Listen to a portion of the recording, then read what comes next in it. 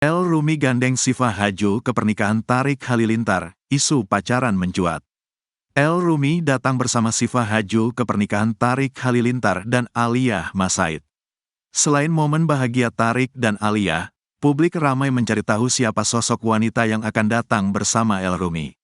Pasalnya, Maya Estianty menyebut jika sosok wanita yang datang bersama El Rumi di acara tersebut adalah pacarnya. Beredar video El Rumi duduk di meja makan bersama Syifa Haju dan viral di medsos.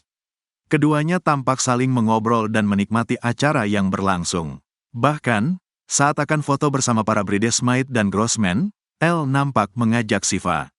Dari unggahan ulang El, Syifa Haju bahkan sudah berfoto dengan Al Ghazali, Alisa Dages, hingga Tante El Rumi.